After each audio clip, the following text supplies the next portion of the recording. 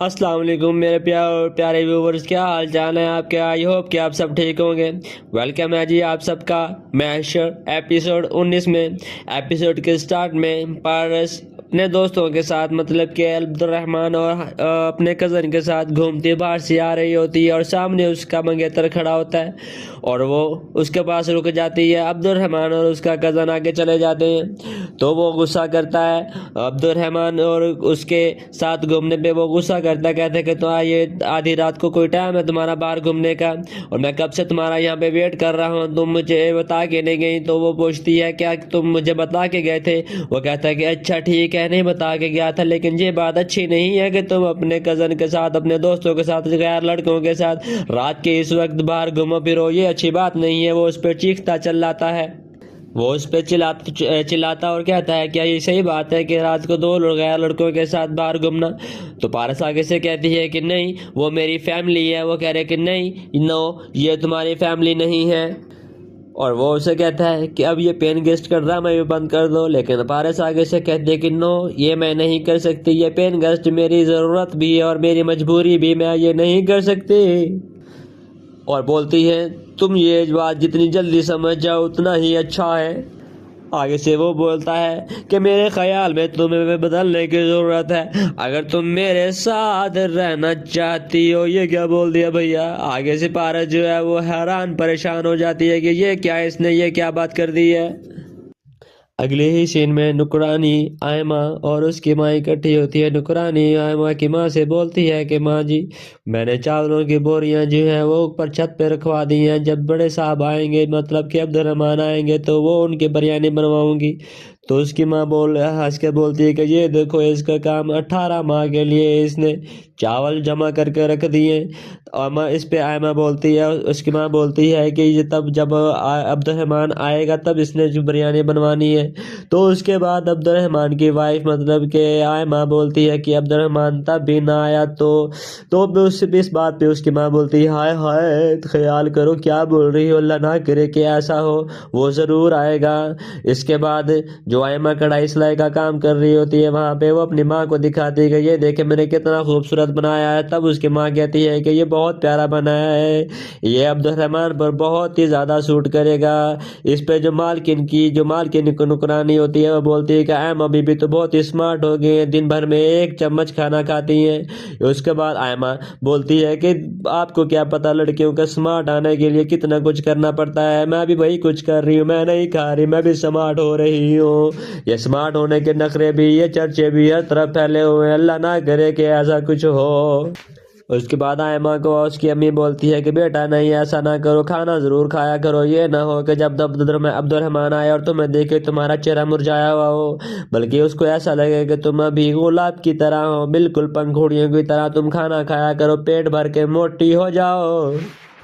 ارے نہیں نہیں موٹا نہیں ہونا، اگر موٹا ہوگی تو کام خراب ہو جائے گا، میں نے بہت سی موٹی عورتیں دیکھی ہیں جن سے چلا بھی نہیں جاتا، یہ کون سی صلاحیں دے رہی ہیں کہ تم کھانا کھاؤ اور بہت سی موٹی ہو جاؤ، یہ اچھی بات نہیں ہے۔ اگلے ہی سین میں گیلانی اور گردیزی صاحب آمنے سامنے آ جاتے ہیں اور دونوں ہی کار سے اتر کر کہتے ہیں کہ ایک دوسرے کو تم میرے راستے میں آ گئے اور تم میرے راستے میں آ گئے ہو، لیکن گردیزی کہتا ہے کہ ایک بار آپ پھر میرے راستے میں آ گئے ہیں۔ تو گیلانی صاحب بولتے ہیں کہ یہ کیا ہوا، یہ کیا بات ہے، اگر تمہارا اس سڑک پہ یا اس جگہ پہ کہیں کسی جگہ پہ اگر نام لکھا ہے تو وہ مجھے دکھا دو۔ جس پہ گردیزی کہتا ہے کہ ہاں ٹھیک ہے وہ بھی دکھا دوں گا، مجھے ایک بار الیکشن تو جیتنے دو۔ تو اس بات پہ گیلانی صاحب کہتے ہیں کہ یہ آپ کی تمہاری غلط فہمی ہے۔ گیلانی صاحب کہتے ہیں کہ الیکشن تو میرے بیٹے نے ہی جیتنا ہے۔ اس کے بعد جو اس کا بیٹا جو ہوتا ہے وہ کہتا ہے کہ اگر گاڑی راستے سے ہٹاتے ہو کہ میں گاڑی تمہارے اوپر چڑھا دوں۔ اس کے بعد گردیزی صاحب بولتے ہیں کہ یہ الیکشن جیتنے کی بات کر رہے ہیں تمہارے فادر، اور تم جیل جانے کی بات کر رہے ہو۔ اس پہ یہ کہہ کے گردیزی صاحب پیچھے ہٹ جاتا ہے اور کہتا ہے کہ یہ آپ کی وجہ سے میں راستہ چھوڑ رہا ہوں لیکن سیٹ ہرگز نہیں چھوڑوں گا۔ اس کے بعد گیلانی صاحب بولتے ہیں کہ سیٹ تو تمہیں چھوڑنی پڑے گی کیونکہ الیکشن میرے بیٹے نے جیتنا ہے، اور کہتے ہیں ایک دوسرے کو دھمکی دے کے وہاں سے پھر چلے جاتے ہیں۔ یہ دھمکی تو پھر دھمکی کیا ہوئی، الیکشن جیتو اور ایک دوسرے کو ہراؤ، یہ تو بہت بری بات ہے۔ अगले ही सीन में आयमा को दिखाया जाता है जो कि बेड पे बैठ के बुक पढ़ रही होती है। वो बुक पढ़ते पढ़ते अचानक ही बेहोश हो जाती है और बेहोश होने के बाद फिर दोबारा अब्दुलरहमान का सीन दिखाया जाता है जिसमें वो सामान कुछ इधर उठा के इधर उधर उठा के उधर रख रहा होता है। उस पे उसका दोस्त कहता है कि बस कर, अब चलते हैं, बहुत कुछ हो गया है। उसी जगह पारस आती है हाथ में कुछ पकड़े हुए। वो पकड़ा हुआ क्या होता है, वो एक गिफ्ट होता है जो कि अब्दुलरहमान के लिए आया होता है। और वो आके कहती है कि अब्दुलरहमान तुम्हारे लिए कोई गिफ्ट आया है, तुम्हारी किसी गर्लफ्रेंड ने भेजा है। अब्दुलरहमान कहता है कि क्या, मेरी कोई गर्लफ्रेंड नहीं है, मुझे किसने भेजना है। वो कहती है कि पाकिस्तान से तुम्हारे लिए गिफ्ट आया है, तुम्हारी किसी गर्लफ्रेंड का। वो कह रहा है कि मेरी तो कोई गर्लफ्रेंड नहीं है। तो उस पर वो बोलती है कि मैं क्या हूँ। और फिर उसके बाद अब्दुलरहमान बोलता है कि यार ये क्या, एक तो दोस्ती के दरमियान तुम लोग ये प्यार मोहब्बत की बातें कहाँ से लेके आ जाते हो, मेरी कोई गर्लफ्रेंड नहीं है और ये पता नहीं कौन भेज सकता है। जब वो गिफ्ट ओपन करता है तो वही शॉट होता है जिस पे आयमा कढ़ाई कर रही होती है। वो देखकर हैरान परेशान रहता है कि ये सूट मेरे लिए कहाँ से आ गया और किसने भेजा है। अब वो आगे देखो क्या होता है। इसके बाद पारस वो अब्दुलरहमान से पूछती है कि बताओ इसकी क्या कहानी है। अब्दुलरहमान कहता है कि नहीं, इसकी कोई कहानी नहीं है, बस घर से कोई गिफ्ट आया है। तो इस पे पारस बोलती है कि शायद मैं तो इसलिए बैठी थी कि शायद तुम इसके बारे में कुछ बताओगे, लेकिन तुमने कुछ नहीं बताया। इसके बाद अब्दुलरहमान बोलता है कि नहीं, ऐसा कुछ भी नहीं है, तुम जाओ, मैं तुम्हारे पीछे पीछे आता हूँ। उसके बाद वो उसका दोस्त कह के चला जाता है वो तुम जल्दी से तैयार हो जाओ और जल्दी से आ जाओ। उसके बाद अब्दुलरहमान बोलता है कि तुम मेरे कमरे से निकलोगे तो मैं आऊँगा ना। इसके बाद अगले सीन में मानी और उसकी अम्मी और आयमा और उसकी मम्मी बैठे इकट्ठे बातें कर रहे होते हैं, जिस पे मानी की अम्मी बोलती है कि भाभी, मुझे तो ऐसा लगता है कि हमारे बच्चों को किसी की नजर लग गई है। कुछ दिन पहले मेरे मानी पे किसी ने गोली चला दी थी, जाने वह हमला किया था, और अब हमारी आयमा पे किसने बीमार हो गई है। तो उसमें मानी बोलता है कि मेरे तक तो बात ठीक थी, लेकिन आयमा को ये किसकी नजर लगी कि शक्ल देखी है इसने अपनी। तो इस पे आयमा देखती हैरान हो जाती है, गुस्सा करती है कि तुमने ये क्या बोल दिया। उसके बाद आयमा की अम्मी कहती है कि मैं चाय पानी का बंदोबस्त करती हूँ। और उसके बाद अम्मा की अम्मी भी कहती है चलो भाभी, मैं भी तुम्हारे साथ चलती हूँ।